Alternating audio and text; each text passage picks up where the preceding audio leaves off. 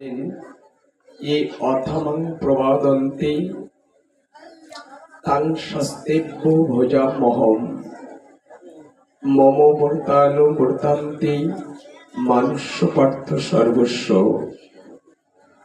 ভগবান কৃষ্ণচন্দ্র জানালেন, যে যেভাবেই ভজন করে সে সেইভাবেই ফল লাভ করে।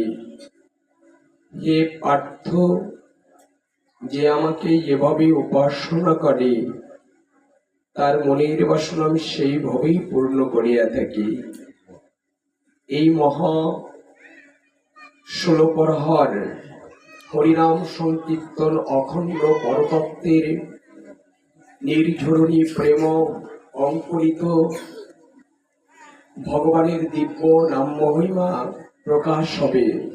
কিন্তু তার আগে আমাদের হৃদয়কে অনুভূতির অনুনয় করা ভগবত রাজ্যের পথভ্রষ্টার যে অন্বেষণ বা পথ রচনা করেছে সেই ভাবটা আমাদের হৃদয়ে একটু অঙ্কন করার প্রচেষ্টা করব।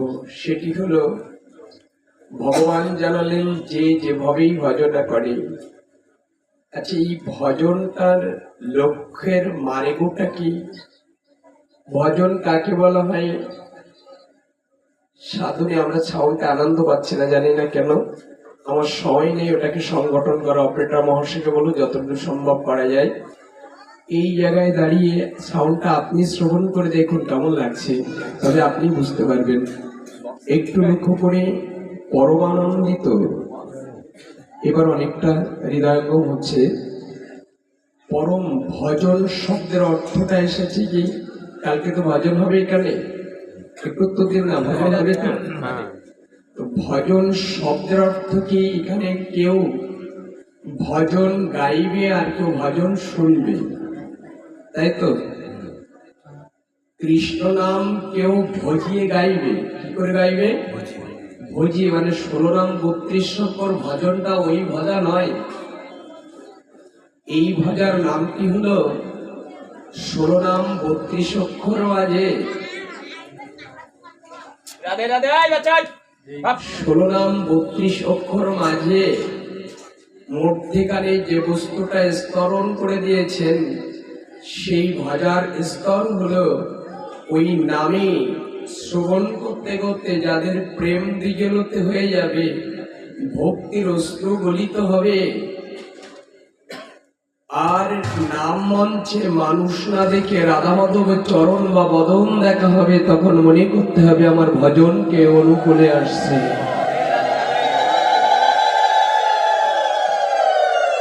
নাম মঞ্চে কোন মানুষ না মনে করে যদি আমার গৌর দেখতে পারি। কে দেখেছিল? বারবার কথাটি যেন হৃদয়ে আঘাত খায় আমায়। কৃষ্ণ বৃন্দাবন ছেড়ে যখন চলে গিয়েছিল না, তামাল কালো আমার কৃষ্ণ কালো এই মনে করে, আর রাধারানী তামাল বৃক্ষকে জড়িয়ে বলেছিল, তুমি কি সে আমার ব্রজের কানাই যে চলে গিয়েছে, আমার কি তুমি ব্রজে ফিরে আসছো?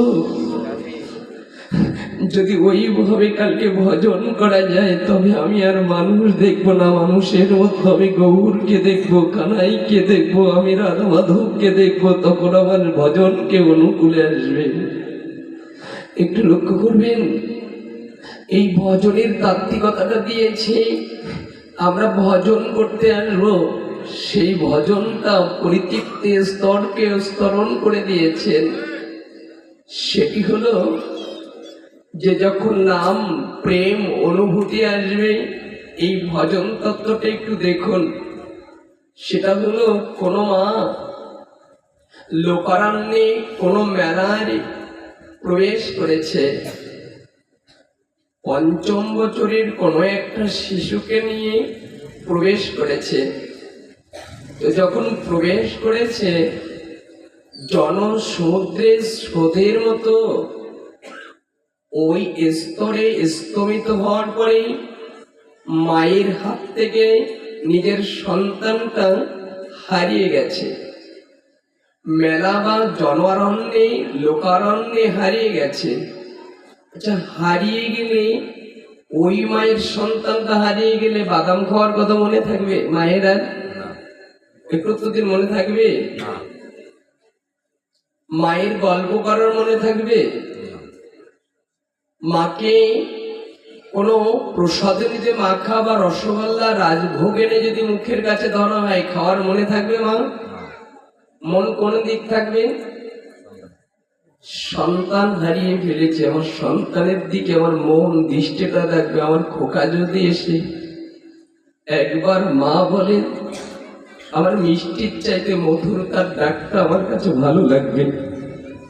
আমার খোকা যদি জড়িয়ে ধরে না, আমার জড়িয়ে ধরে তার লক্ষ কোটি টাকার চন্দ্রের চাইতে সুন্দর আমার সন্তানের মুখবদন ভালো লাগবে। তাই যদি লাগে, মা হারানো সন্তান ফিরে পেলে যদি এটাও লাগে, এরকম মনে হয়, তাহলে আমরাও তো একদিন গৌরকে হারিয়ে ফেলেছি, আমরাও তো লালা বাবুকে লালাকে হারিয়ে ফেলেছি, আমরাও তো কৃষ্ণ হারিয়ে ফেলেছি অষ্টম গর্ভে। সেদিন বলেছিলাম গোবিন্দ কোথায় গিয়ে পাবো, সেদিন বলেছিল সাধুর বাজারে কৃপা করে আমাকে পাওয়া যাবে, জগতের মাঝে আর দ্বিতীয় কোথাও আমায় পাওয়া যাবে না।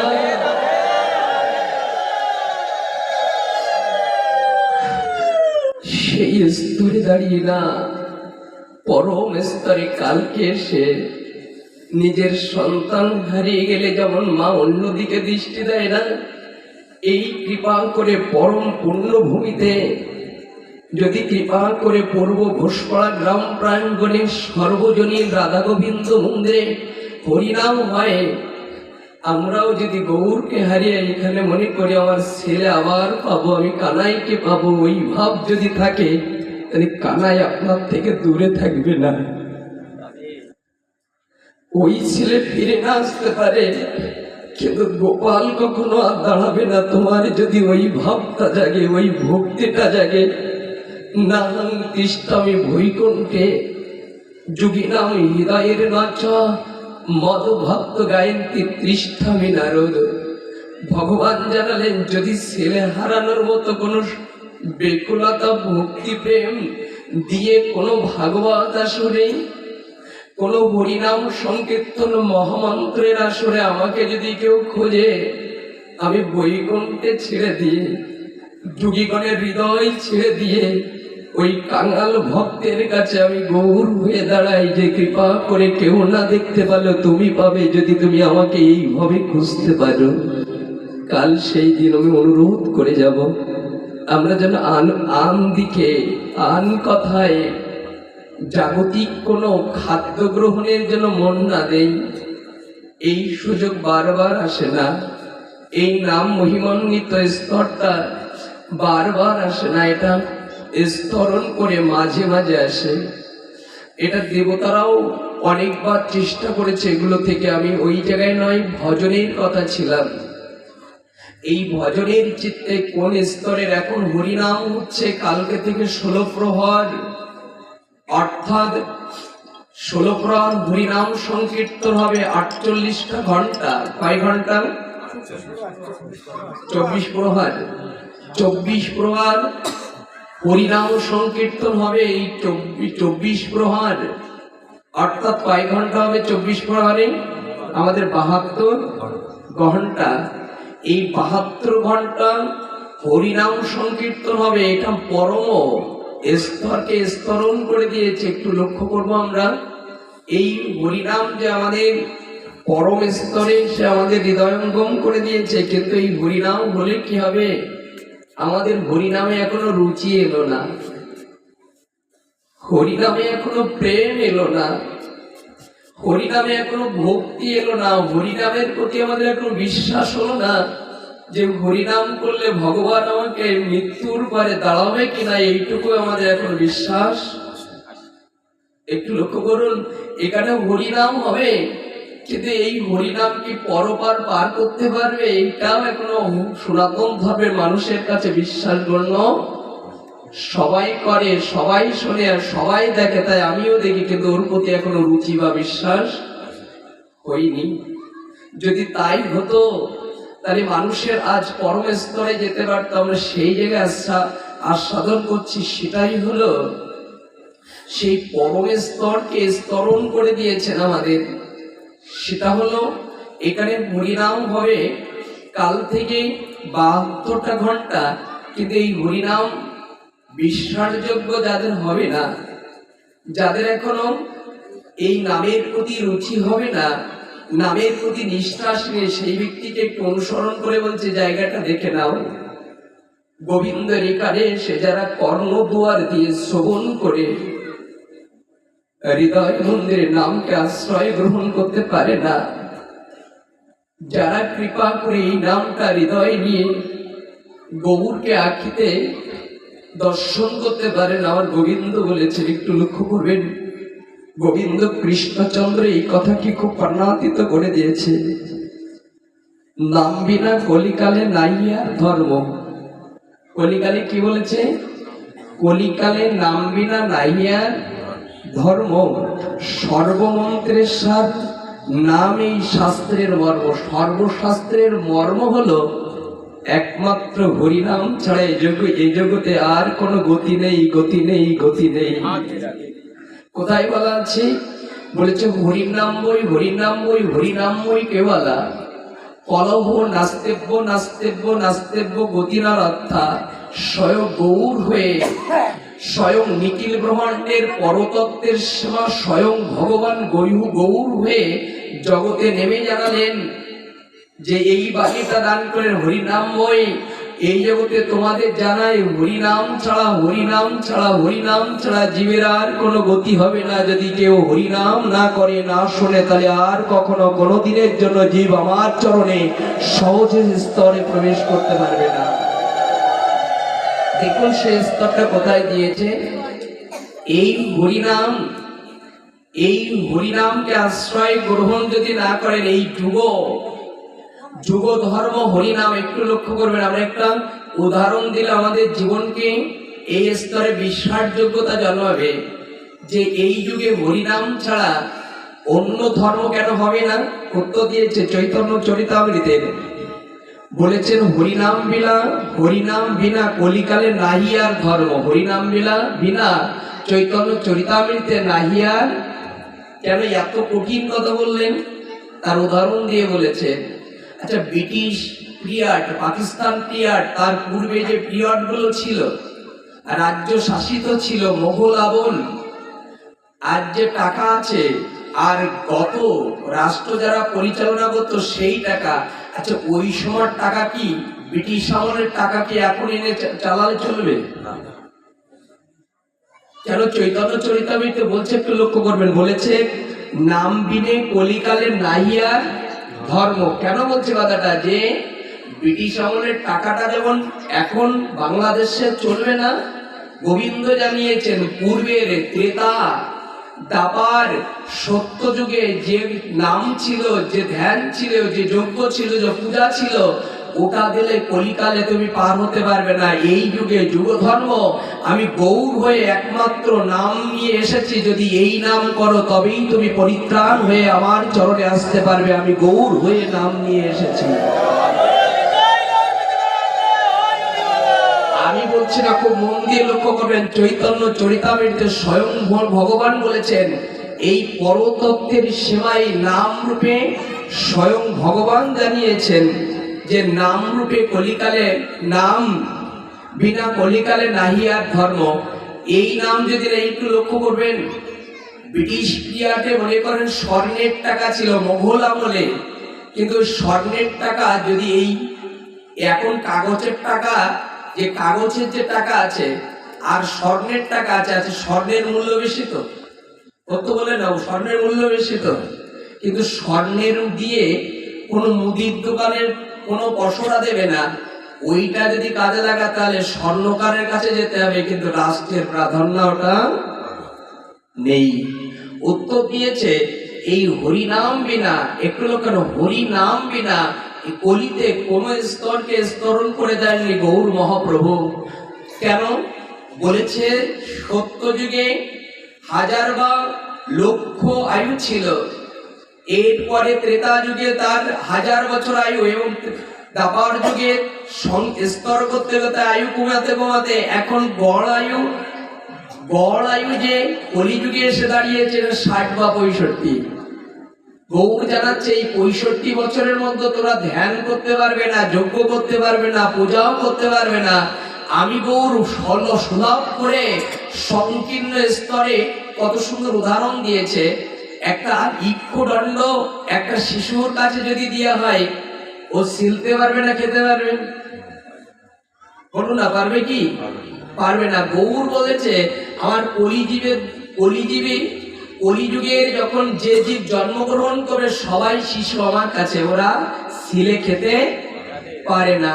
তারা ছিলে খেতে পারে না, তাই আমি গৌর ওটা নিজে ছিলে রস করে মহামন্ত্রকে পেষ্টন করে আমি তোমার দুয়ারে ধরেছি, তুমি পান করলেই কৃপা করে তোমার কল্যাণ হবে এই গৌর মহাপ্রভুর নাম।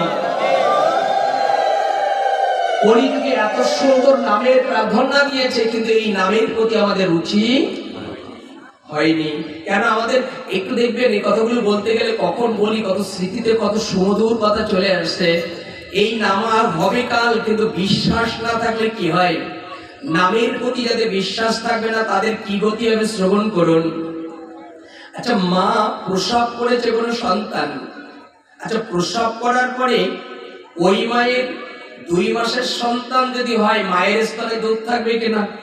একটু তো দেবেন, দুধ থাকবে কিনা?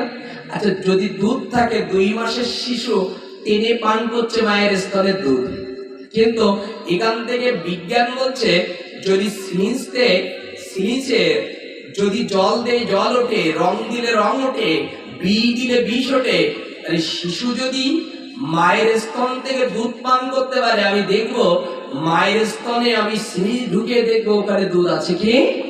তাহলে দুধ থাকলে তো সিরিঞ্জে উঠবে। কথা বুঝতে পারছেন? বিজ্ঞান কি যুক্তি কাটাচ্ছে? ভগবান বলছে যুক্তি আর তর্কতে আমায় তুমি পাবে। দেখেন কি তত্ত্ব দিয়েছে। নাম এখানে হবে যদি এরকম যুক্তি থাকে। আসলে বৃন্দাবনে যে গরু রাখতো তিনি কি ভগবান সত্যি সত্যি? এরকম যদি কুটবুদ্ধি থাকে তাহলে আপনারা আমার ভাগে কি আসবে দেখে নিন। ওই বিজ্ঞান যেমন মনে করছে যে মায়ের স্তনে যদি দুধ থাকে তাহলে সন্তান পান করলে, আমি বিজ্ঞান এটা দেখবো সিরিঞ্জ ঢুকিয়ে যে ওটা দুধ থাকলে সিরিঞ্জেও উঠবে। আচ্ছা, সিরিঞ্জ যদি বিজ্ঞানটা পরীক্ষা যুক্তি দ্বারা, ক্ষমতা দ্বারা, কোন বুদ্ধি দ্বারা ওরা প্রয়োগ করে, কোন মায়ের স্তনে সিরিঞ্জ ঢুকিয়ে দিলে ওখান থেকে কি আসবে? কি আসবে? রক্ত আসবে। গোবিন্দ বলেছেন আমার নিখিল ব্রহ্মাণ্ডে লীলা চলে, কিন্তু লীলা দর্শন সবার ভাগ্যে হবে না। যদি এরকম যুক্তি থাকে, যিনি গরু রাখতো, যিনি গোয়ালার ঘরে লালন পালন হতো, যিনি রাধারানীর কাছে বশ হতো, তিনি ভগবান হতে পারে না। এরকম যদি কুটবুদ্ধি থাকে, আপনি গোবিন্দের প্রেম পাবেন না, পাবেন রক্ত। এখানে এসে গোবিন্দের ভক্তি প্রেম থেকে বঞ্চিত হবেন, যাতে গোবিন্দ আপনার প্রতি কৃপা করবে না। এখানে এসে গোবিন্দ কৃপা করবে না, কারণ আপনার কুটবুদ্ধি নিয়ে এখানে এসেছেন। সাবধানে থাকবেন। নাম যেমন প্রদীপ জ্বালালে অন্ধকার দূরীভূত হয়, ওই প্রদীপের হাত দিলেও কিন্তু হাত পড়ে যায়। সাবধান থাকবেন। এই নাম পৃথিবীতে এসেছে জীবের কল্যাণের জন্য। যারা বিশ্বাস করে না তাদের আবার অকল্যাণ হতে পারে। আসল জায়গাগুলোকে আমরা একটু একটু করে আস্বাদন করছিলাম। এই নাম কাল অখণ্ড নাম, অখণ্ড পরতত্ত্ব। এই যে নাম হবে, এই নামের যে দাহিকা শক্তি, নামের যে পরম স্তরকে স্তরণ করে দিয়েছেন আমাদের, এই নাম আমাদের এখন ভালো লাগবে না। খুব মন দিয়ে লক্ষ্য করবেন। এই নাম যে কাল হবে মহামন্ত্র নাম, এটা আমাদের যতই বলি না কেন, কালকে আসলে দেখলে পাপড় বন্ধ হবে না, বাদাম বন্ধ হবে না, গল্প বন্ধ হবে না। এবং রাত 12টার পরে কোনো ভক্ত খুঁজে পাওয়া যাবে বললে কি হবে? নামের প্রতি যদি বিশ্বাস থাকতো, রাত 12টার পরে নীরবে কোন সাধক এসে নাম শুনে চোখের জলে ভেসে যেত। কিন্তু দেখা যায় রাত 12টার পরে দলেরা ওই বলবে আমাদের ভাড়া করে, এগুলো বলা ঠিক না, তবে এরকম অনেক লোক বলে আমরা ভাড়া করা তো তাই বসে ঘুমতে হয়। তাই আমাদের বসে কীর্তন করতে হয়। এই আপচেষ্টুকু, এই যে সনাতন ধর্মের জন্মগ্রহণ করে, এই কথাটি খুব বিরাল লাগে। গোবিন্দ বলেছেন, যারা দল আছে ভালো করে শুনে নিন, ভক্ত আছে বলে গান, ভক্ত আছে বলে কীর্তন হচ্ছে, আর ভক্ত না থাকলে কীর্তন হবে না, এটা নয়। ভগবান বলছে, যেখানে হরিনাম হয়, যেখানে হরিনাম সংকীর্তন হয়, আমি কৃপা করে পার্শ্বদের নিয়ে, কৃপা করে নিখিল ব্রহ্মাণ্ড থেকে ওই স্থানে কৃপা করে দাঁড়িয়ে পড়ি শ্রবণ করার জন্য, হরিনাম শ্রবণ করার জন্য আমি গোবিন্দ হৃদয়ঙ্গম করি। লক্ষ্য করবেন কথাগুলি। এই নাম মঞ্চে শুধু ভক্ত থাকবে না, গোবিন্দও থাকবে। বায়ুভূত নিরাশ্রয়ে কোনো সাধক ভক্ত, কোনো প্রবীণ সাধু যদি নাম করে, তখন সামনে কোনো ভক্ত না থাকলে যদি মনে করেন আমার গোবিন্দ দাঁড়িয়ে আছে, আমার ব্রহ্মা দাঁড়িয়ে আছে, আমার বিষ্ণু দাঁড়িয়ে আছে, ব্রজের অষ্টসখী দাঁড়িয়ে আছে, তারাই কৃপা করে নাম মহিমাকে প্রেম উজাড় করে আপনার ভিতরে প্রেম জাগৃত করে দেবে, আপনার ভিতরে প্রেম অঙ্কুরিত করে দেবে। আপনি নিজেও বুঝতে পারবেন না এত নামে কি তোর ভক্তি। এগুলোকে একটু গভীরের কথা আমরা প্রবেশ করছি। এই নামে আমাদের এখনো রুচি হবে না। যেখানে ছিলাম একটু লক্ষ্য করবো আমরা, এই হরিনাম সংকীর্তনের নামে রুচি হয় কখন? আমি দুটো দৃষ্টান্ত দিয়ে পাঠ বিশ্রাম রাখবো। পলাশদা অনেকটা হৃদয় দখল করে ফেলেছে, না হলে আজ রাত্রে হয়তো বা এখানেও সময় দেওয়া হতো না। দুপুরে একটা জায়গায় পাঠ সেরে রাধা মাধবের কৃপায় সঞ্জয় প্রভু দিবাটা গোকুলানন্দের আশ্রমের যিনি রত্নধর, তার সঙ্গে সময় কাটিয়ে আপনাদের এই দুয়ারে এবং পরম স্তরে প্রবেশ করেছি। একটু আগে থেকে শুরু করলে আমাদের খুব ভালো হতো, যে আরো একটু এগিয়ে যাওয়ার স্তরণ থাকতো।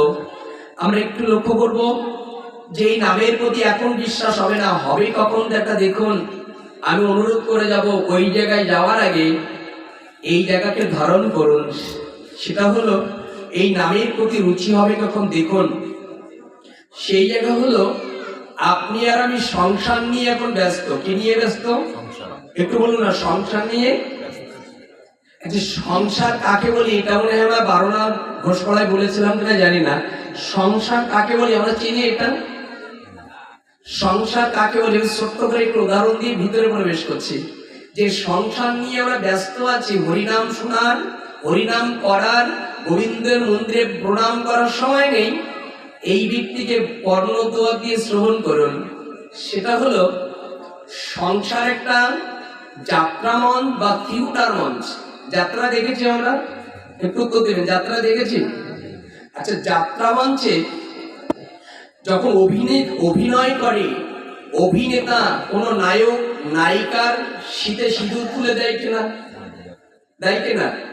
আচ্ছা, ওই স্ত্রী যে শীতে সিঁদুর তুলে দেয়, উনি স্বামী বলে স্ত্রী বরণ করে নেয় কিনা স্টেজে? নেয় তো। আচ্ছা, তাদের একটা সন্তান হয় তো, হয় না? অভিনয় হয় কিনা? আচ্ছা, স্ত্রী হলো, স্বামী হলো, সন্তান হলো, এই তিনটি স্তরের সম্পর্ক যুক্ত হলো। কিন্তু এই সম্পর্ক কতক্ষণ টিকে থাকবে? কতক্ষণ টিকে থাকবে? 3 ঘন্টাও না। কতক্ষণ? যতক্ষণ স্টেজে পড়ে আছে ততক্ষণ ওই স্বামী, ওই স্ত্রী, ওই সন্তান যতটা স্টেজের পড়ে আছে, স্টেজের পরে নামার পরে স্টেজ থেকে যদি নামলো, তখন ওই নারীর হাত ধরা যাবে তো? আর যাবে তো? আচ্ছা, ছেলে আর বাবা বলবে তো? হ্যাঁ, স্ত্রী স্বামী বলে ওই ঘর করবে তো? তাহলে কতক্ষণ? যতক্ষণ মঞ্চে আছে ততক্ষণ। মঞ্চে থেকে নামলে কেউ কারোর। তাহলে আমাদের সংসারটা কেমন? আমার পুত্র, আমার পরিবার, আমার বাড়ি, আমার গাড়ি, আমার কাকা, আমার জ্যাঠা, এগুলো সংসারের মধ্যটা যখন থাকবো তখন এগুলো। কিন্তু সংসার করতে করতে আমার গোবিন্দের মঞ্চটা এই দেহ মঞ্চ থেকে যখন নেমে দাঁড়াবে, যখন তুলসী তলায় নামাবে, তখন আর কেউ কারণ না, একমাত্র গৌরের ছাড়া আমরা আর কেউ নয়। তখন কৃপা করে মনে পড়বে। সংসারটা কাকে বলে? সংসার কাকে বলে আমরা এটা চিনি নাই, শুধু সংসার বেয়ে যাচ্ছি। কি উদাহরণগুলো মনে পড়ে যাচ্ছে বাবা। সংসার করছি, একবারও ফিরে তাকাচ্ছি না যে আসল কি নকল। একটু লক্ষ্য করেন, কদম্ব বৃক্ষ থেকে কোন নৌকা ছেড়ে দিয়েছে, কাঁচামাল বুঝাই করা, সামনে পুত্র, পিছনে পিতা। হরিনাম করে এগিয়ে যেতে পারছি না কেন আমরা? হরিনাম করে কেন আমাদের ভক্তি প্রেম উদয় হচ্ছে না? একটু দেখুন, কাঁচামাল পশরা নৌকাটা বাজা পরিপূর্ণ করা, সন্ধ্যাবেলায় কদম্ব বৃক্ষ থেকে ছেড়েছে।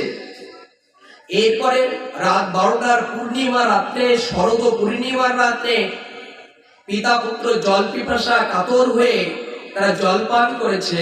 প্রভাতে পূর্ব দিগন্তে সূর্য যখন লাল রঙে রাঙিয়ে দিয়ে, রক্ত জবাব পরিপূর্ণ করে রাঙিয়ে দিয়ে যখন প্রকাশ পেল, আকাশ পরিষ্কার হয়ে গেল, তখন পুত্র সামনে থেকে বলছে, বাবা, যে স্তরে আমরা প্রবেশ করতে, যে বাজারে আসতে চেয়েছিলাম, সেই বাজারে কি এসেছি? বাবা পিছন থেকে চারিদিক ফিরে দেখে, খোকাও চারিদিক ফিরে দেখে, যে নৌকাটা, যে কদম্ব বৃক্ষ ছিল, ওই কদম্ব বৃক্ষে এখনো আছে এক চুল পরিমাণ, এক চুল পরিমাণ নড়িনি। যেখানে নৌকা সেখানে আছে, যেখানে কদম্ব বৃক্ষ সেখানে আছে। চললো না কেন? চললো না কেন? উত্তরটা দিয়েছে, একটু লক্ষ্য করবেন। জাহাজ বা নৌকার গ্রাফিন বুঝি আমরা, নোঙর বা গ্রাফিন। আচ্ছা, নোঙর আর গ্রাফিন যদি মেরে জাহাজ পরিচালনা করে বা হাল বায়, তাহলে চলবে কি? চলবে কি? তখন বাবা পিছন থেকে বলছে, খোকা, একটা কারণ হয়েছে, 12 ঘন্টা হাল বেয়েছি, কিন্তু মধ্যেখানে একটা বস্তু ভুলে গেছি। কি ভুলে গেছি? নোঙর বা গ্রাফিনটা আমাদের তোলা হয়নি। আচ্ছা, নোঙর বা গ্রাফিনটা যদি না তোলা হয়, তাহলে নৌকা চলবে? তাই যদি না হয়, এই যজ্ঞ করে, এই যজ্ঞে তপস্যা করে, এই কমিটিবৃন্দ, এই গ্রামের এবং যারা শ্রবণ করতে আসলো, সকলের ভিতরে নোঙর না তুললে যেমন নৌকা যাবে না, মানুষের ভিতরে হিংসার অহংকার না তুললে আমাদেরও তরিটা চলবে না, গোবিন্দের পর্যন্ত কোনোদিন কখনো যাবে না। ধরে রাখবেন, হিংসা অহংকার যতক্ষণ থাকে, ওই দুয়ারটা বন্ধ থাকে, ওর ভিতরে গোবিন্দ নাম যায় না। শিশু যেমন সঙ্গে সঙ্গে মারলে, আপনার সন্তানদের 2 বছর মারলে চটাপ করে আঘাত, কিন্তু ও কি মা বলে না? ও কি ত্যাগ করে চলে যায়? বলুন না। ভজ ভজ মন সরল করিয়া মন, যদি ভগৌর ভজতে হয়, কৃষ্ণ বলতে হবে, তা শিশুর মতো সরল হতে হবে। মেরেছিস কলসির কানা, তাই বলে কি প্রেম দেব না? কতটুকু মাদায়ের নিত্যানন্দ প্রভু বলেছিল, মেরেছিস কলসির কানা, তাই বলে কি? উত্তরটা, 2 বছরের সন্তান মা যদি আঘাত করে, বাবা যদি আঘাত করে, ওই সন্তান আঘাত খায়, তবু আবার হাত বাড়ায়, মা মা মা বলে ডাকে। 2 বার মারার পরেও যে সন্তান শোনে না, ওই বাবা এসে কৃপা করে আবার কোলে তুলে নেয়। খুব লেগেছে না রে বাবা, আয় আমার কোলে আয়, তোকে দূরে যেতে দেবো না, আমার কোলে আয়। যদি কেউ আঘাত পেয়ে এই ধর্মকে, এই হরিনামকে ধরে রাখে, বৈকুণ্ঠাদি ভগবান বলছে, আমি তোমার কোলে তুলে নেব, যদি তুমি কৃপা করে সন্তানের মতো আমাকে ধারণ করতে পারো। এই স্তরকে আরো স্তর করে দিয়েছে, একটু লক্ষ্য করবো আমরা। এই স্তরের নাম আমাদের প্রতি এখন রুচি হলো না, যেখানে ছিল একদিন হবে, সেই জায়গাটা একটু দেখুন। যে সন্তানদের প্রতি আমরা ভরসা করছি, নিজের সন্তানকে একটু লক্ষ্য করবেন, নাম শোনার সময় নেই আপনার, সারাক্ষণ সংসার নিয়ে ব্যস্ত। সংসার কাকে আমি ইতিপূর্বে বলেছি। এই জায়গায় দাঁড়িয়ে আমরা স্তরে দাঁড়িয়ে লক্ষ্য করছি, সেটা হলো যে সন্তানের জন্য আমরা কি সবাই সন্তানের উপরে ভরসা করি কিনা? একটু লক্ষ্য করুন, একটু বলুন না। আপনার 2টো মেয়ে হলো, কিন্তু একটা ছেলে হওয়ার জন্য স্বপ্ন দেখে কিনা মানুষ? দেখে কেউ? দেখে কেন? উত্তর দিয়েছে, মেয়ে হলে তারা শ্বশুরালয় যাবে, কিন্তু আমার যখন মৃত্যু আসবে, আমার যদি প্যারালাইসিস স্ট্রোক হয়, তখন মেয়ে বেশি একটা আসবে না, যদি ছেলে থাকে তবে আমার পাশে। এ স্বপ্ন সবার আছে কিনা? সবার আছে কিনা? সবার থাকে, কিন্তু স্তরগুলো গোবিন্দ বলেছে বলি রাজা সব দখল করে নিয়েছিলাম, কিন্তু একটা জায়গা খালি রেখেছিলাম। এই যজ্ঞ যেমন হচ্ছে বলি রাজা যজ্ঞ করেছিল, মনে আছে? বলি রাজার একটা জায়গা কোথায় খালি রেখেছিল? একটু বলুন না, কোথায় খালি রেখেছিল? মস্তিষ্কটা খালি রেখেছিল না? উত্তর দান করেছে, যার 3টি মেয়ে বা 2টো মেয়ে আছে, গোবিন্দ বলেছে আমি তোমাকে দেইনি, ওই জায়গাটা খালি রেখেছি একটাই কারণে, আমি গোপাল হয়ে তোমার ঘরে দাঁড়াবো বিদায় খালি রেখে দিয়েছি, যদি তুমি আমাকে গোপাল বলে গৌর বলে তুমি ওই জায়গাটা বলে রাখতে পারো। আমরা এগুলো বুঝি না, এগুলো আমরা বুঝি না, এই জায়গাগুলো আমাদের আলোচনা বিষয় নয়, তবু আমরা প্রবেশ করছি, জানে না কেন? এই জায়গায় দৃষ্টান্ত দান করেছেন। এখন আমাদের মনে হবে না আমরা ছেলের চরণ ধুয়ে দিচ্ছি, পোশাক পরাচ্ছি এবং ভবিষ্যৎ লেখাপড়াও শেখানোর জন্য, ভালো চাকরি পাওয়ার জন্য চেষ্টা করছি, আর ভবিষ্যৎ করেছি বৃদ্ধবেলায় কে দেখবে? বলুন না, কে দেখবে? নিজের, একটু উত্তর দিন, কে দেখবে? নিজের ছেলে দেখবে। আমার গোবিন্দ দুয়ার থেকে, মন্দির থেকে যেন বলছে, ওগো তোমার ছেলের উপরে বিশ্বাসটা করে পা ধুয়ে দিচ্ছ, খাওয়ার তুলে দিচ্ছ, পোশাক পরাচ্ছ এবং তার লেখাপড়া শেখাচ্ছ, বিশ্বাসটা তোমার এক জায়গায়। মেয়ে চলে যেতে পারে কিন্তু ছেলে চলে যাবে না। আচ্ছা, তুমি ছেলের পরে বিশ্বাস করলে, ওই বিশ্বাসটা আমি গৌর হয়ে, গোবিন্দ হয়ে, কৃষ্ণ হয়ে, কানাই হয়ে তোমার দুয়ারে দাঁড়িয়েছি, আমার প্রতি তোমার বিশ্বাসটা নেই, আমি বৃদ্ধ বেলায় তোমার ছেলে না দেখলো আমি দেখবো। বিশ্বাসটা যদি ওখানেই দিলে, তবে শেষ প্রান্তে ধরে রাখতে পারবে তো? খুব মন দিয়ে কথাটা, এই হরিনাম এখন ভালো লাগবে না, লাগবে কখন? শুনুন, যখন ছেলে চাকরি পেল, এতদিন আপনি যুবক বয়সে, কিশোর বয়সে, কৈশোর বয়সে ভগবানকে সেবা করলেন না, এরপরে যখন সন্ধ্যা হলেন, বৃদ্ধ হয়ে গেলেন, তখন কৃপা করে ভজনের সময় হয়েছিল, কিন্তু আপনি শরীর সুস্থ নেই।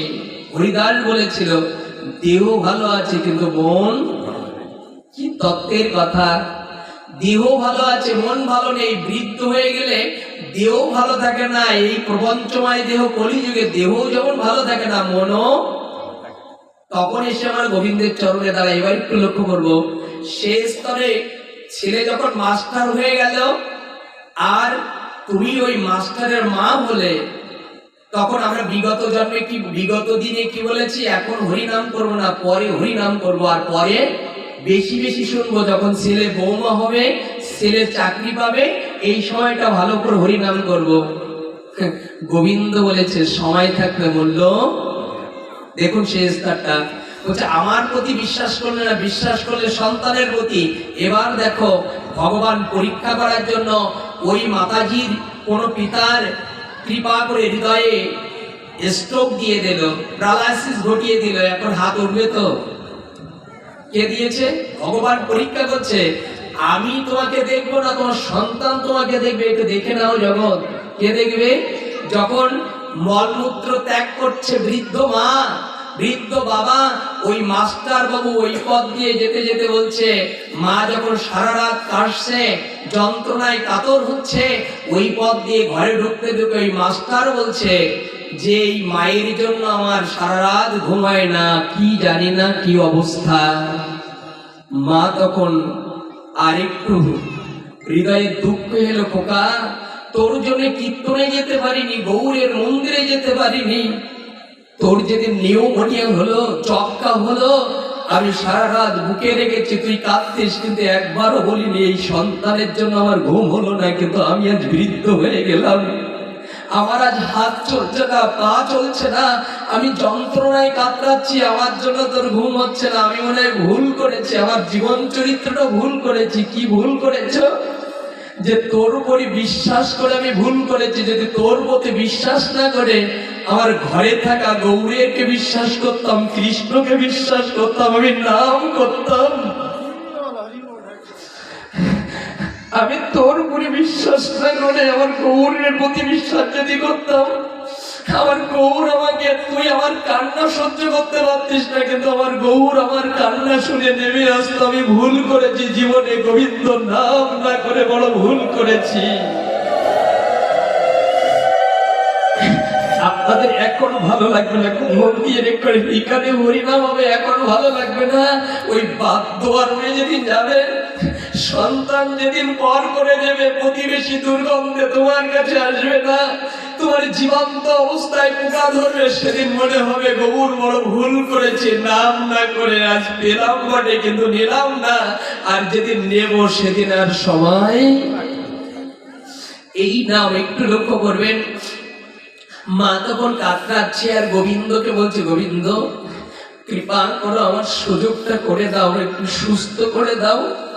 আমি জগতের এই সংসারের মুখে ছাই দিয়ে আমি কৃপা করে যেদিকে দু চোখে যায়, ভরতের মতো বনলয়ে প্রবেশ করে আমি বনলয়ে গিয়ে ওই কৃপা করে হা গৌর হা নিতাই বলে ভিক্ষা করে খাবো, আর কৃপা করে বদনে হরি বলবো, আর জগতে কিছু করবো না, আমি কথা দিলাম।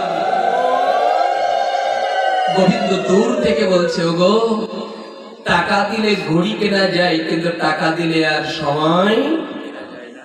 আমি অনুরোধ করবো আপনাদের, টাকা দিলে না, ব্যাংকে টাকা থাকলে 1000 ঘড়ি কিনতে পারবেন, কিন্তু আজ দিনটা চলে গেলে যদি প্রাণ চলে যায়, কাল সকালে আর ঘড়ি বলা হবে না। নয়ন থাকতে আর হরে কৃষ্ণ নামে অশ্রু বিসর্জন দেওয়া হবে না। হাত থাকলে প্রাণ চলে গেলে সাধুর চরণ ধুলে দেওয়া যাবে না। প্রাণ চলে গেলে কাউকে আলিঙ্গন করা যাবে না। মনে হয় বড় ভুল করছে, সময়টার মূল্য না দিয়ে আমরা এই জায়গায় আসতে বেশি বেশি করে মনে হবে, আর একটা জায়গায় মনে হবে, আমি দেখাচ্ছি জায়গাটা, এই জায়গায় দাঁড়িয়ে মানুষের চৈতন্য ফিরবে জানি না কবে। ওই জায়গা আস্তে আস্তে আপনাদের চরণে জানাই, কুষ্ঠ বিপ্র এই কথাটি খুব নিগূঢ় তত্ত্ব। চৈতন্য চরিতামৃতের অন্তলীলা কুষ্ঠ বিপ্রে নামে খ্যাত।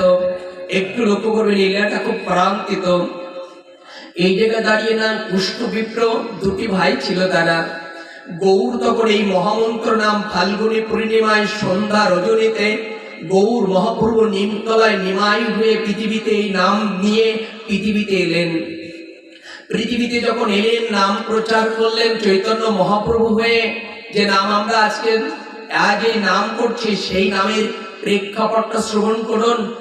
এই বাসুদেব বিপ্রেকে বড় ভাই বললেন, দাদা জগতে যদি সংসার করতে হয় তাহলে এই সংসার নয়, ভূতের বোঝার মতো আমরা যে বোঝা নিয়ে চলছি কেউ কারণ নয়। এখানে যদি আমি ঋণ করি, সংসার পরিচালনা করি, সবাই গ্রহণ করবে, কিন্তু একবার তাকিয়ে দেখো দাদা, তুমি ঋণ করবে, এই ঋণ নিয়ে মৃত্যু বরণ করার পর সংসারে কেউ পাপের ভাগ নেবে না, তোমার একাই কিন্তু পাপের ভাগ নিতে। খুব মন দিয়ে লক্ষ্য করবেন কি বোঝাচ্ছে। অর্থাৎ যারা আমার অন্নগুলো গ্রাস করে, একজন পরিশ্রম করে, ওই ব্যক্তি যদি ঋণ করে সংসার পরিচালনা করে, ওই পাপের ভাগ কার হবে? বলুন না, কার হবে? যে ঋণ করবে তারই হবে, সবাই খাবে, গ্রহণ করবে, কিন্তু পাপ একজনের হবে। গৌর দেখালেন, বড় ভাই দেখালেন, দাদা এই সংসার এটা আমার সংসার, এটা কৃষ্ণের সংসার। এই সংসারটা আমরা যদি কৃষ্ণের চরণ অর্পণ করে দিই, তাহলে আমার সংসার হবে না, ওটা গৌরের হবে, ওটা গোপালের হবে, ওটা কানাইয়ের সংসার হবে। কানাইয়ের সংসার কানাই করুক, আমরা নাম করি, গৌর এসেছে চলো নবদ্বীপে কৃপা করে হরি নাম করি। এই সংসার আমাদের দরকার। শুনুন কথাগুলি, বাসুদেব বিপ্রের কথা। বাসুদেব বিপ্রের তখন অস্পরা সর্বরূপ নব যৌবন প্রাপ্ত রমণী ছিল। কার্তিক বীর্যের মতো দুটি পুত্র ছিল, 2 তলা বাড়ি ছিল। তখন বড় ভাইকে বলছে, তুই হরি নামে যেতে পারিস, কিন্তু আমি এখন যাব। অনেকে বলে, অনেক সাধুরা যখন যায় না, বলে সময় দিয়ে একটু জপ কর, একটু হরি নাম কর। আমরা উত্তর দেই কি জানেন, এখন আমার সময়। এই কথা বললে বড় আঘাত লাগে হৃদয়, এখনো সময় হয়নি। উত্তর দিয়েছে সপ্তম স্কন্ধে প্রহ্লাদের জীবনী। প্রহ্লাদ কয়াত মায়ের গর্ভে, মাথাটা নিম্নে, পা দুটো তখন উদ্ধে, পৃথিবীতে আসেনি। নারদ হরিনাম করা শেখাচ্ছে, গর্বে বসে প্রহ্লাদ হরি নাম করছে, হরে কৃষ্ণ কৃষ্ণ কৃষ্ণ হরে হরে, হরে রাম রাম রাম হরে হরে। প্রহ্লাদ গর্বে বসে করছে। নারদ প্রশ্ন করছে, প্রহ্লাদ তুমি গর্বে বসে হরি নাম করছো কেন? যারা এখনো বলছে এখন না পরে করবো, এই এই এই জায়গায় এসে সমাধান করে নিন। তখন প্রহ্লাদ বলছে, ঋষিবর নারদ অন্তকালে চ মামেব শরণাম অকতব্য কলেবরং য প্রয়তি সমাদ ভাবাং জাতির আশ্রয় সংশয়। তুমি বলেছ মৃত্যুর সময় যদি হরিনাম কেউ করতে করতে দেহত্যাগ করে তাহলে অবশ্যই ভগবত ধাম প্রাপ্ত হবে। আমার মনে হয় কি জানো নারদ, কোন মায়ের গর্ভে কোন সন্তান তো দেহ রাখে, তাই যদি রাখে আমি প্রহ্লাদ আমার মায়ের গর্ভে আমি এখন গোবিন্দ কৃপা করলে আমার ওইখান থেকে মৃত্যু হতে পারে। তাই আমি যে কদিন গেছে সেটাও ত্যাগ হয়ে গেছে, কিন্তু সামনে যে কদিন মায়ের গর্ভে আছি আমি এখান থেকে শুরু করে দিলাম হরিনাম করতে দাও, যেন এই মৃত্যু হলে হরিনাম করতে করতে পৃথিবীতে ত্যাগ করতে পারি। প্রহ্লাদ শিখালো, আমাদের প্রহ্লাদ শিখালো মায়ের গর্ভে থেকে হরিনাম করতে, আর আমরা বলি আমাদের এখনো সময় কোন দিন হবে জানি না। যেদিন বড় হরি বলবে কাঁধে তুলবে সেদিন হরিনাম গাইতে চাইলো আর মুখে হাসবে না। বাবা আমি অনুরোধ করব, সবাই যেমন জোয়ার ভাটা কারোর জন্য বসে থাকে না, চন্দ্র সূর্য উদয় হওয়ার জন্য কারোর জন্য বসে থাকে না, হরিনাম করবে কারোর জন্য বসে থেকো না। যেখান থেকে শুনছো আজ থেকে শুরু করে দাও, আমি গৌর তোমার হলাম, তোমার হৃদয়ে তোমার হরিনাম তুমি করে নাও। একটু লক্ষ্য করবো, এই জায়গায় বাসুদেব মিত্রের বড় ভাই চলে গেল, বাসুদেব মিত্র সংসার করলো, সংসারে মজে থাকলো, সারাদিন পরিশ্রম করে আর পাখির মতো যেমন শাবকদের এনে ঠোঁটে করে এনে বাচ্চার মুখে ধরে। কি পাখিদের এটা বলা তো? পাখিরা কি করে সারাদিন আহার করে, আর যেটুকু আহার করে ঠোঁটে করে এনে কাদের খাওয়ায়? বাচ্চাদের। কতক্ষণ খাওয়ায়? যতক্ষণ না তাদের লোম পাখানা মেলে। কিন্তু আমরা মানুষ হয়ে পাখির বিচারণটা ভুলে গেছি। যে পাখি যে ডালে ঘুমায় তার ভরসা করে, একটু বলুন না, যে পাখি যে ডালে ঘুমায় ওই পাখি তার ভরসা করে? করে তো নাকি? আশ্রয়। কিন্তু পাখির ব্যবহারটা হলো যে ডালে ঘুমায় ও পাখি জানে এই ডাল একদিন ভেঙে, ওর ভরসা করে না। কার ভরসা করে? পাখি ভরসা করে যে ডাল ভেঙে যেতে পারে, কিন্তু আমার ডানা, তারপর ভরসা করে আমার ডানা আছে, ডাল ভেঙে গেলেও আমি ডানা মেলে উঠতে পারবো। মানুষ একমাত্র ঘর বাঁধে সংসার করে, ওর ভরসা করে আমার গোবিন্দের প্রতি, ভক্তির প্রতি, প্রেমের প্রতি, নামের প্রতি যদি ভরসা করতো তাহলে ডানা মেলার মতো সেই বৈকুণ্ঠে চলে যেতে পারত, যদি গোবিন্দের প্রতি কেউ ভরসা করে জীবনকে রচনা করত। একটু লক্ষ্য করবো আমরা, বাসুদেব বিপ্র ভরসা করলো সংসারকে। কিছুদিন পর গোবিন্দ বললেন, এইবার তোমার দর্শন করো সংসার কতটা আপন। উত্তরটা খুব নিমজ্জিত হয়ে শ্রবণ করুন। যারা সংসার করছেন সংসার আপনার কতটা আপন দেখে নিন। সংসার আপনার আপনকে আমরা ললিপপ দেখেছি, আমরা ছোট্ট সন্তানরা খায় ললিপপে মাথায় একটু মিষ্টি থাকে, এই জন্য মিষ্টিটা যতক্ষণ ওর মধ্যে উপরে থাকে ততক্ষণ কিন্তু চষবে কিনা। কিন্তু মিষ্টি বুড়িয়ে গেলে কি থাকে? কাঠি থাকে। আচ্ছা কাঠি আর চষে? কাঠি কোথায় ফেলে দেয়? তা আপনার যখন দেহ ভালো থাকবে, আপনার ব্যবসা ভালো থাকবে, আপনার রূপ ভালো থাকবে, কথা ভালো থাকবে, ততক্ষণ আপনি ভালো বাবা, ততক্ষণ আপনি ভালো মা। যেদিন ভালো কাজ করতে পারবেন না, ভালো দিতে পারবেন না, সেদিন আপনি ভালো মাও না, ভালো বাবাও না। এই হলো যতক্ষণ লরি বাবার মাথায় মিষ্টি থাকে ততক্ষণ চষে। এ সংসার আমাদেরও চুষছে, কিন্তু আমরা বুঝতে, এই জ্ঞান কবে ফিরবে আমাদের? একটু লক্ষ্য করুন, ভগবান জানালেন যে তোমার 2 তলা বিল্ডিং, 2টি পুত্র, অস্পৃশ্য সর্বরূপ রমণী দিয়েছি, মনে করছে যে ওরাই তোমার দেখবে। এবার দেখো, আপনি এটা দেখে রাখুন সংসার কেমন বস্তু দেখুন। আচ্ছা কাদের সন্তান মা একটু স্থির করুন, এই স্তরণ করে দিয়েছে সেটি একটু লক্ষ্য করবেন। যে এই সংসার আমরা করছি, এই সংসারের পরে অবস্থান করে জীবনকে রচনা করছে। একটু লক্ষ্য করবো আমরা বাসুদেব বিপ্রের ভিতরে, একটু লক্ষ্য করুন এই জায়গায় হলো আপনি 10 দিন যাদের জীবন চরিত্রে এসে গেছে, আপনি এখানেই বসে একটু পরিকল্পনা করে নিন। সেটা হলো 10 দিন বেডরুমে পড়ে থাকেন, 1 মাস 250 বেড হসপিটালে পড়ে থাকেন, তখন দেখবেন আপনজনকে। এই বাস্তব পরীক্ষাগুলো যাদের জীবনে এসে গেছে, মহামারী বা রোগান্বিত শরীরে এসে 1 মাস পরে এসেছিলেন, ওই দিন দেখবেন অনেক বন্ধু সুখের দিনে মেলে, কিন্তু দুঃখের দিনে কোনো বন্ধু। এই জায়গাটা একটু দেখবেন, গোবিন্দ ওটাই প্রমাণ করেছে। বাসুদেব বিপ্রের ভিতরে যখন সংসারের প্রতি আসক্তি এসে গিয়েছিল, গোবিন্দ ওর মধ্যে একটি কুষ্ঠবেদী ঢুকিয়ে দিয়েছিল। কি বেদী? কুষ্ঠবেদী কাকে বলে জানেন? কুষ্ঠবেদী হলো যেমন করোনা মহামারী এসেছিল না কত, এই করোনা মহামারী যেমন একজনের ছোঁয়াতে অন্যজনের হতো কিনা দেখা যেত, কিন্তু এখানে বিশাল একটা তত্ত্ব এসে গেল। করোনা মহামারী যেমন কাউকে ছুঁইলে যদি হতে পারে, আমার মনে হয় কাল হরিনাম হবে। এই হরিনাম কোন সাধুর পরশে, কোন শুদ্ধ ভক্তের পরশে যদি কৃপা করে করোনা একজন থেকে অপরজনে ছড়াতে পারে, একজন সাধুর পরশেও একজন অসাধুরাও কৃষ্ণ নাম বলতে পারবে, যদি একসঙ্গে বসে কেউ শ্রবণ করে নামটা নিতে পারে।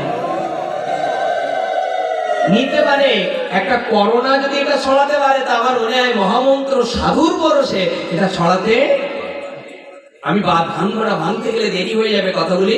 তখন কুষ্ঠবেদী দিলেন। কুষ্ঠবেদীটা হলো ছোঁয়াচে রোগ, একজন থেকে আরেকজনের হয়। তখন কি করেছে, বাসুদেব বিপ্র অন্ন পাচ্ছে, 2টি পুত্র আছে, সম্মুখে অস্ফুরান নেয়, সেই সর্ব অস্ফুরান নেয়, সেই স্ত্রী আছে, ঘা দেখা দিয়েছে শরীরে যখন দেখা দিয়েছে না, বাসুদেব বিপ্র অন্ন খেতে খেতে বাইরে চলে গেছে, হাতটা প্রফুল্লিত ধৌত করতে। পিছন থেকে ছেলেদের নিয়ে স্ত্রী গবেষণা করছে, তোমার বাবার গায়ে যে রোগ এসেছে আর একসঙ্গে বসে খাওয়া। আচ্ছা, কে দিল রোগটা কে দিল? কে ঢুকিয়ে দিল রোগটা? বলুন না, কে দিয়েছে? গোবিন্দ দিয়েছে। কেন দিয়েছে? পরীক্ষা করছে, আমি দেখতে চাই তোমার সংসার তোমাকে কতটা। একটু দেখে নাও, জীবন চরিত্রটা দেখে নাও, এখানে বসে জীবনকে রচনা করে নাও।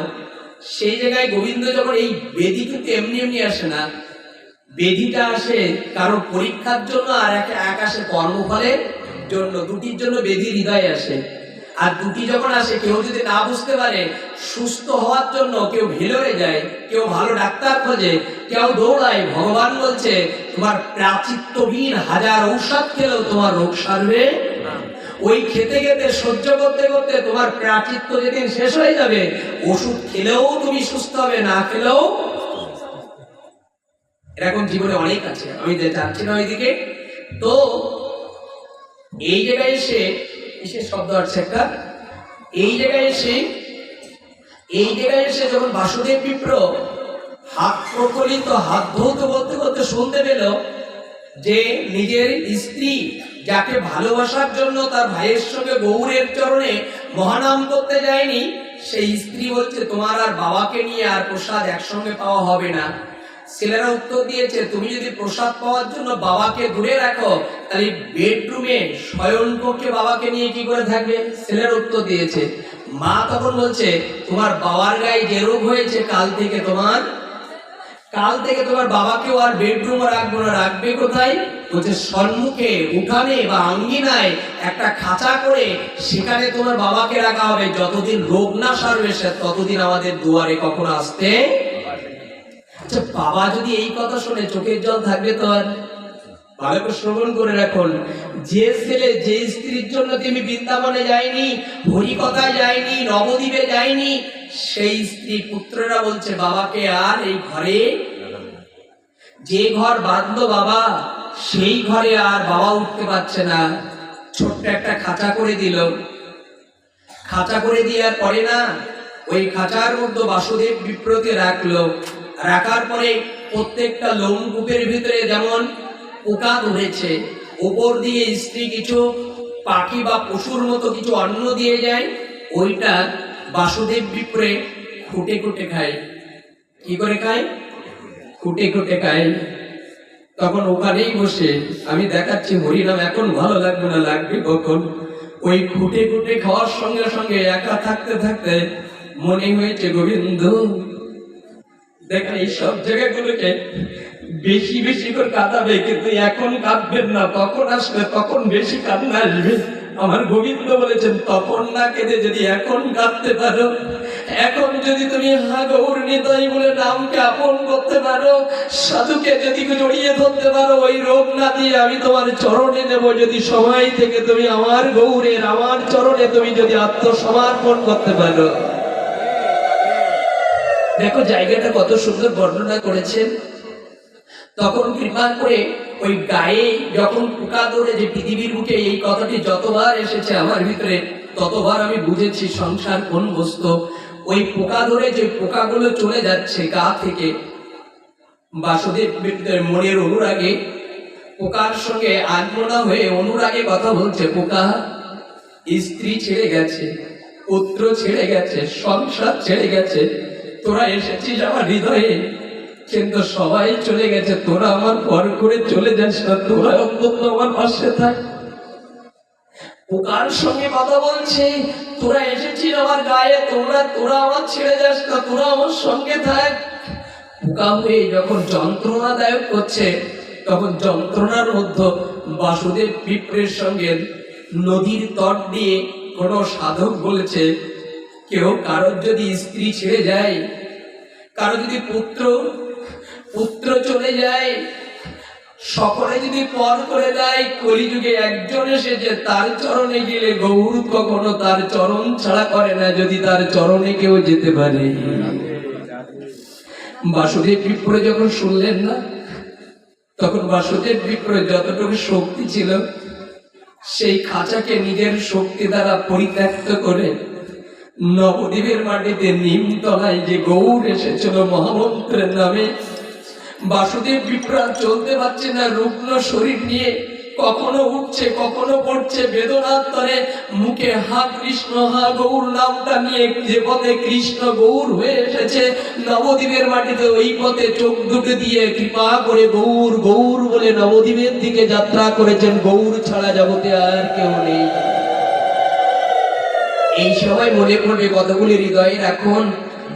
এই কুষ্ঠ বিপ্র অর্থাৎ বাসুদেব বিপ্র যখন নবদ্বীপে প্রবেশ করেছে, নবদ্বীপে পঞ্চতত্ত্বকে নিয়ে শ্রীবাস আর নিত্যানন্দ আর পঞ্চতত্ত্ব আর রায় রামানন্দকে নিয়ে চৈতন্য মহাপ্রভু দক্ষিণ দেশে বা অন্য স্তরে লীলা প্রবেশ করেছে, এই নাম প্রচারে চলে গেছে। তখন বাসুদেব বিপ্র প্রবেশ করেছে নবদ্বীপে। নবদ্বীপে গিয়ে দেখে নবদ্বীপে যারা মন্ত্রে ছিল তাদের কাছে গিয়ে বলছে, আমার গৌর কোথায় বলতে পারো, আমার গৌর কোথায় বলতে পারো? চোখে নয়ন অশ্রু, প্রেম অশ্রু ধারায় ঝরে পড়ছে, আর বলছে আমার গৌর কোথায় বলতে পারো? মন্দিরে যারা ছিল বলছে এসেছে গৌরের খোঁজে, কিন্তু বড্ড দেরি হয়ে গেছে আসতে, কেন তুমি এসেছো গৌর চলে। বাসুদেব পুত্র বলছে এ দেরি না, আমি সময় দেখতে আসতে পারিনি। সন্ধ্যাবেলায় কারোর দুয়ারে যদি কাঙাল যায় তার ভিক্ষা দেয়, দুপুরে গেলেও ভিক্ষা দেয়, বিকালে গেলেও কারোর দুয়ারে কাঙাল বা ভিকারে গেলে ভিক্ষা দেয়, কিন্তু সন্ধ্যাবেলায় গেলে কেউ দেয় না। আমি তো গৌরের সন্ধ্যাবেলা অতিথি হয়ে এসেছি, এই জন্য গৌর আমাকে ফেলে চলে গেছে, গৌর আমাকে দর্শন দিচ্ছে না। আচ্ছা তোমরা বলতে পারো কি গৌর কোন পথে গেছে? আমি অনেক জন্মান্তরের পাপী, এই জন্য গৌরের চরণ ছাড়া হয়ে গেছে। বলতে পারো গৌর কোন দিকে কোন পথে গেছে? নবদ্বীপে যারা মন্দির পরিচালনায় ছিলেন তারা দেখিয়ে দিলেন এই পথেই চলে গেছে। গৌরের অনুরাগ মনে রেখে বাসুদেব বিপ্রের ভক্তিটাও উজ্জ্বল পূর্ণ করে দিয়ে গৌরের নাম করে বলছে, গৌর হে কানাই, হে চৈতন্য মহাপ্রভু, তোমার পদ নিয়ে যেতে পারো। খুব আরতি দিয়ে কথা বলছি, খুব শ্রবণ করবেন। বলছে তোমার চরণ নিয়ে তুমি যেতে পারো, কিন্তু চরণ ধুলি তুমি নিয়ে যেতে পারো। তুমি নবদ্বীপ ছেড়ে তোমার চরণ নিয়ে তুমি যেতে পারো, কিন্তু তোমার চরণ ধুলি তুমি নিয়ে যেতে পারোনি। যে পথে গিয়েছো আমি ওই পদেই কৃপা করে বক্ষটা দিয়ে গড়াগড়ি দিয়ে তোমার ওই চরণের তলায় আমি যে বাসুদেব বিপ্র যাবো, কেন তোমার চরণ ছাড়া আমি আর কখনো থাকবো না। রাধাকুণ্ডের তত্ত্বগুলো বারবার মনে আসে আমার। এই হৃদয়ে এখনো কারো জড়িয়ে ধরতে পারেনি, শত্রুকে আপন করতে পারেনি, এখনো স্মরণ করতে পারিনি। কথাগুলি খুব হৃদয় মর্মহত লাগে। বাসুদেব বিপ্র গড়াতে গড়াতে যাচ্ছে আর মহামন্ত্র হরি নাম মুখে, হরে কৃষ্ণ হরে কৃষ্ণ কৃষ্ণ কৃষ্ণ হরে হরে হরে রাম হরে রাম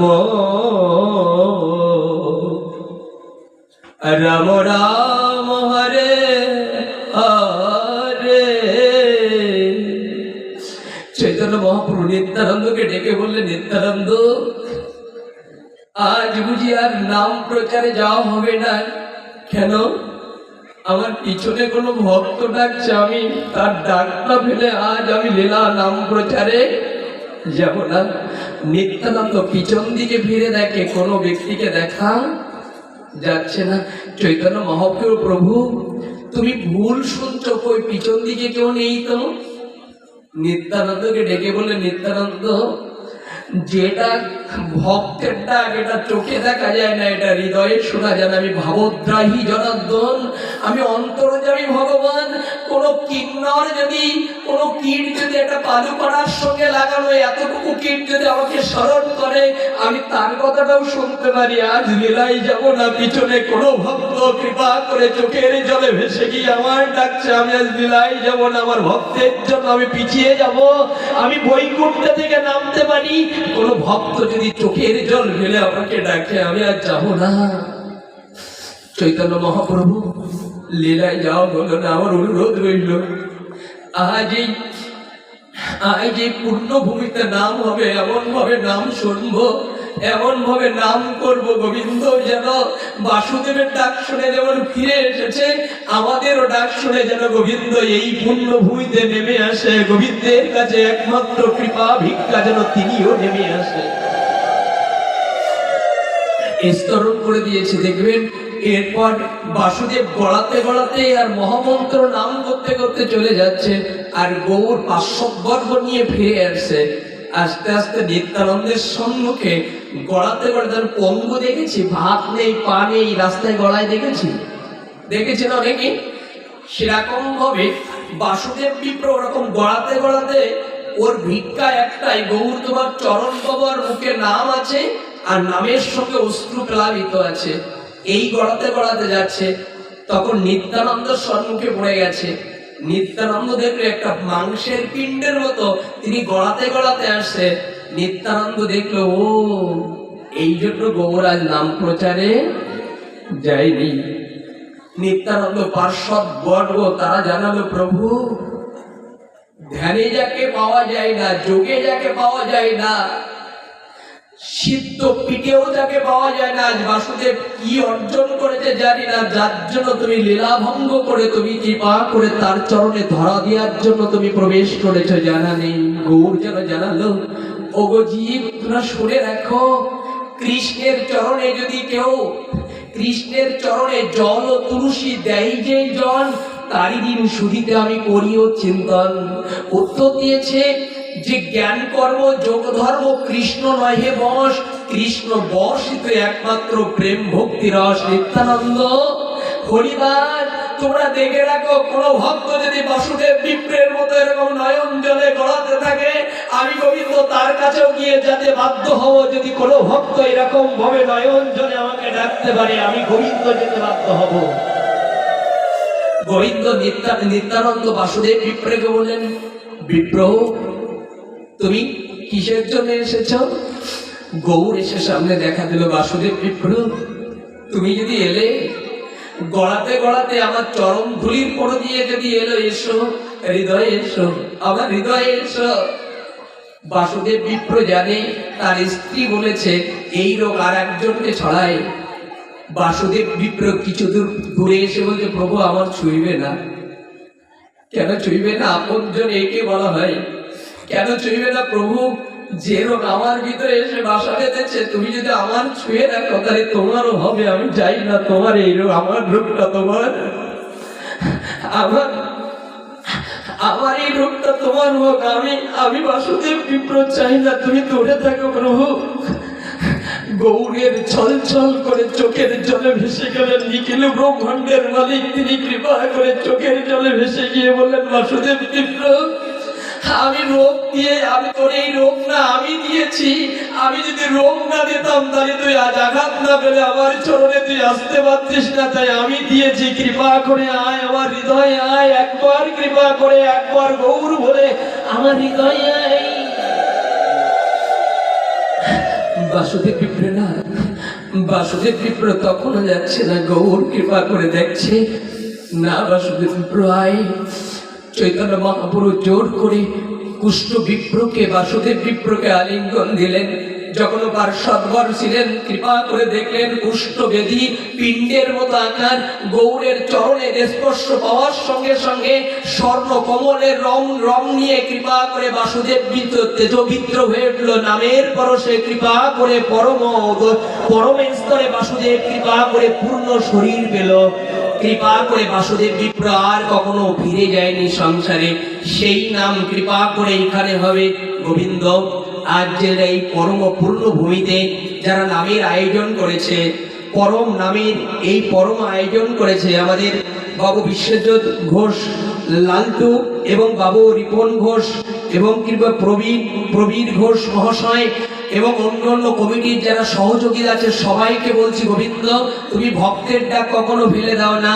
তাই এই কমিটিকে কৃপা করে তাদের শক্তি বীর্যগতি করে দিও, ধন দিও, ভক্তি দিও, জ্ঞান দিও। তারা যেন কৃপা করে আগামী বছর এই অনুষ্ঠানকে আরো মনোপূর্ণ এবং প্রাণাদিত করে, কৃপা করে হাজার সহস্র গুণে গুণান্বিত করে তারা যেন এরকম ভক্ত সেবা করতে পারে। তোমার চরণে এই নিবেদন রইল, কৃপা করে তুমি কৃপা করো। অনুরোধ তব চরণে হে গোবিন্দ, হে গৌর, কৃপা করে এই নাম মঞ্চে কোনো অপরাধ হতে পারে, চলার পথে ভুল হতে পারে তাদের। নিজের সন্তান যেমন ধুলে বলে মাগলে মা ধুয়ে পুছে তাকে আবার কোলে নেয়, এই কমিটি কিন্তু এই গ্রামের ব্যাপী যারা এই যোগ্য